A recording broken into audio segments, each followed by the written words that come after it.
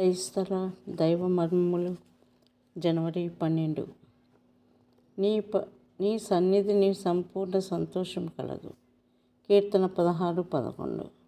నూతన జన్మ సమయమున మనం పొందిన ఆనందము భూ సంబంధమైన ఆనందము కాదు, కానీ మన ప్రభు యొక్క ఆనందమై ఉన్నందున నిత్యత్వమంతయు అది బలపడుచు ఐశ్వర్యవంత మగును. క్రైస్తల దైవ మర్మములు జనవరి 12. నీ సన్నిధిని సంపూర్ణ సంతోషం కలదు. కీర్తన 16:11. నూతన జన్మ సమయమున మనం పొందిన ఆనందము భూ సంబంధమైన ఆనందము కాదు, కానీ మన ప్రభు యొక్క ఆనందమై ఉన్నందున నిత్యత్వం అంతయు అది బలపడుచు ఐశ్వర్యవంతమగుచు పరిపూర్ణమగుచునే ఉండును. మరియు ఇది స్వార్థపూరితమైన సంతోషము కాదు. ఈ భూమి మీదను పరలోకమందును అనేకుల చేత పంచుకొనబడినట్టి సంతోషం ఇది.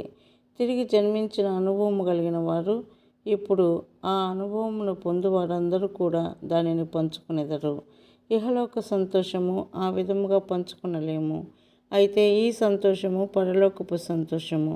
దానిని ఈ భూమి మీద ఇతరులకు తెలియజేసి వారితో పంచుకున్న ఆధిక్యత మనకివ్వబడి ఉన్నది. దావీదును అధిక సంతోషభరితునిగా చేసిన విషయమేది? తనతో కూడా ఇతరులు కలిసి సంతోషించినట్లుగా దావీదు ఎట్లు చేయగలిగాను? అతని జీవితంలోని అనేక సందర్భములు, వాటిలో ప్రతి ఒక్కటి తనకు బలమై ఉన్న ఆ దేవుని ఆనందమును పొందుటకు ఎక్కి రాగలిగిన మెట్ల వలెనున్నవి.